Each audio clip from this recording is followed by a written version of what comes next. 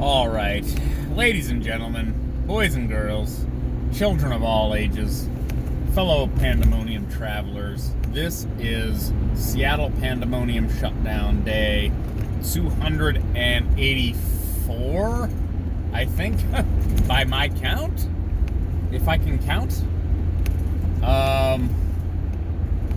What's going on? What's going down? What's happening?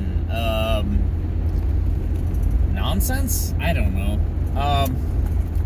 Look, there's something that has emerged that is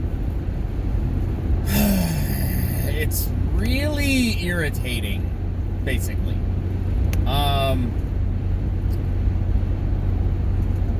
And this started back during the election.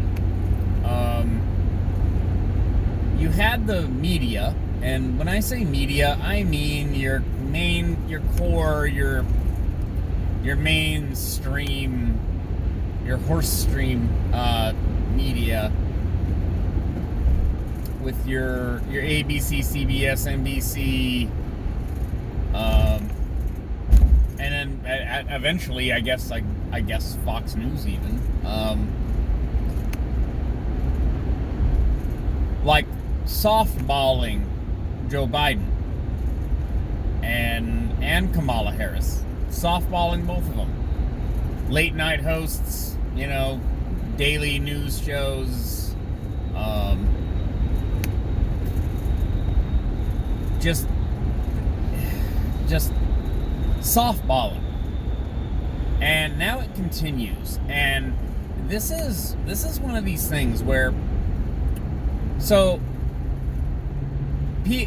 people are joking, like leftists, liberals, libs, are joking about how the right-wingers don't even know who the current transportation or Secretary of Transportation is, but they're mad that Pete Buttigieg is getting considered to be Buttigieg, I don't care, is getting considered for transportation or Secretary of Transportation in the Biden administration. And so this becomes a news cycle where not only is he being considered, okay, I don't necessarily care, but if you think that's a problem, you're dumb because you don't even know who the current one is. Yeah, you're right. I don't know who the current one is. So why are you making a story that the gay mayor from whatever the hell, Indiana, is being considered? Here's the other story around the same phenomenon. This was an NPR, I think, tweet. I believe it was NPR. Pete Buttigieg played a board game that had railroads. You mean like Monopoly had railroads? I don't know exactly what they're talking about. It was a railroad board game. Okay. Monopoly is technically, again, a railroad board game. And that's part of his passion for transportation. And the tweet from, I think, today was, he proposed to his husband in an airport terminal, thus making airports romantic. I shit thee not, my friends. Airport terminals are romantic. Have you been to an airport in the last 15 years? Have you seen one? Have you been in one? Romantic is not the word that describes airports, okay? And this is, again, I want to point this out. This is our media. This is our fourth estate, carrying water for an administration that doesn't even exist yet, for a guy who doesn't want to be transportation secretary. This guy ran for president, and the Democrats rejected him. Why? Because, well, I don't know, Democrats are cowards, I don't know. But he wanted to be president. He's already a mayor. He didn't want to be transportation secretary. They're like grooming this guy to, take power in the future or something. It's a slap in his face to be like, oh, here's some like obscure cabinet position, Secretary of Transportation. And then I see liberals being like, oh yeah, well now we're going to get light rail all over the country. What are you talking about? Oh, like Japan. What? The United States of America is not like Japan. Like, Japan is like the size of Idaho. Like, Germany is the size of like Montana. Like, you're not thinking in terms of scale, morons. Oh my god, it's just so fucked up. Like, but the way that the media, and I'm gonna say, I think it was NPR, which is also funded by you, by the way, listeners, at least if you're Americans, it's funded by you, for them to like softball this nonsense to what was a presidential candidate. Oh, he proposed to his husband in an airport, so therefore, or was it on a train? No, it was in an airport, if I'm remembering right, the headlines and shit. He proposed to his husband in an airport, therefore airports are romantic. Airports haven't been romantic since, I don't know, John Hughes made, since 9/11? I don't know. Like, when were airports romantic? Since 9/11. Something like that. No, it's just media lapdog nonsense. And this is what we're headed into, by the way. We had 4 years of media hysterical shrieking and conspiracy theorizing about anything and everything under the sun. Donald Trump's a Putin puppet. He's a rapist. He's all these things. All this terrible stuff. And now we get Pete Buttigieg played a board game with trains. So that qualifies him for being a transportation secretary at a federal level. Like, motherfucker, I played Stratego and chess a lot as a kid. Does that qualify me to be like head of the head of the DOD? What do you call it? Secretary of State? Because I know how like strategy works on a board game. Like, how do you even, like, I have a tweet that says this that's doing fairly well. How do you even say that publicly and not be ashamed? Like, how do you hit send on that? Well, I played a lot of Monopoly, so that means I understand property management. Think about that. How does that actually sound when you say it? It sounds insane, because it is. And this is what our media and this is what our quote unquote journalists are gonna do for the next 4 years at least. At least. We're gonna go back to what people consider normal. They're gonna say, wow, it's nice to be back to normal. You mean when the media decided to not give a damn about who and where we were bombing? Like, decided to not actually cover, like, who's doing what and where? Decided to just be like, oh, well, we've got that. We've got a lady of a non-white lady in a VP spot, and Joe Biden, of course, the progressive guy that he is, 94 crime bill, etc., etc., etc. If you don't vote for me, you ain't black, Biden. Oh, so the progressive agenda is satisfied, so now everything is fine. Okay.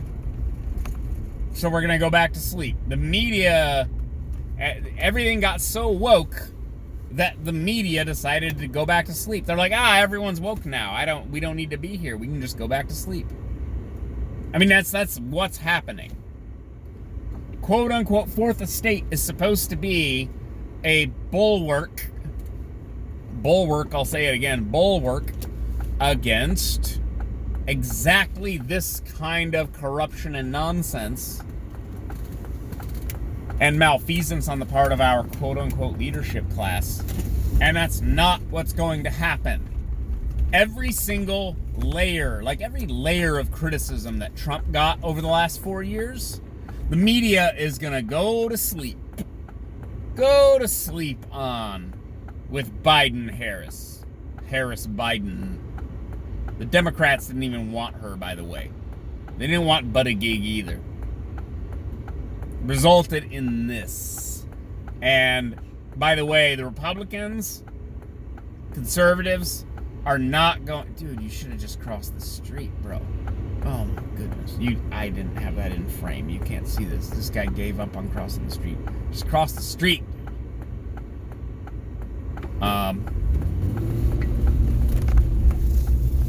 But no, yeah, Buttigieg is going to be...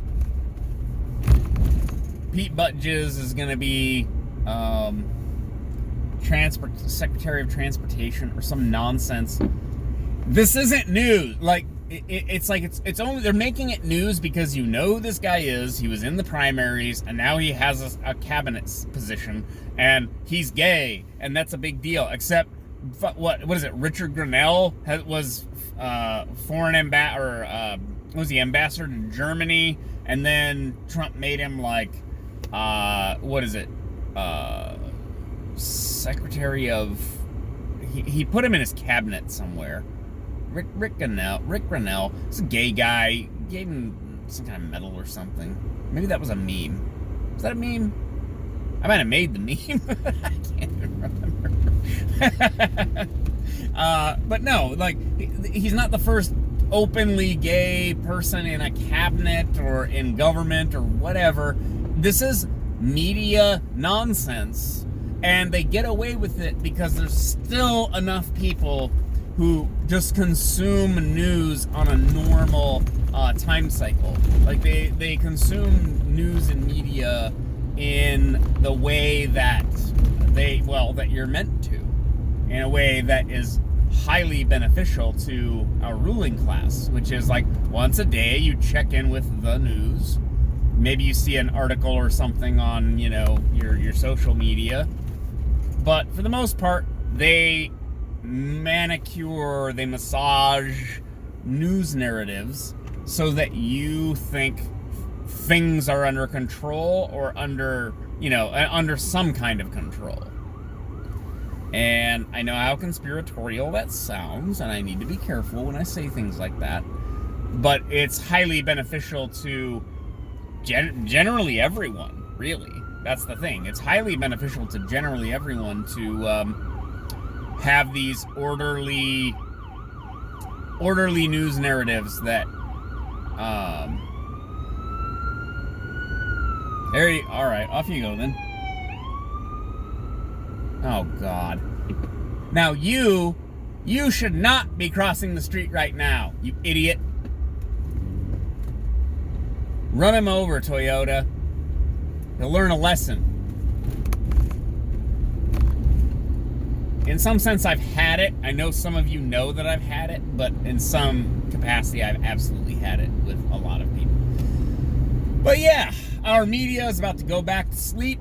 Any malfeasance that occurs under a Joe Biden administration will be ignored, swept under the rug, downplayed by our media class because they are the enemy of the people.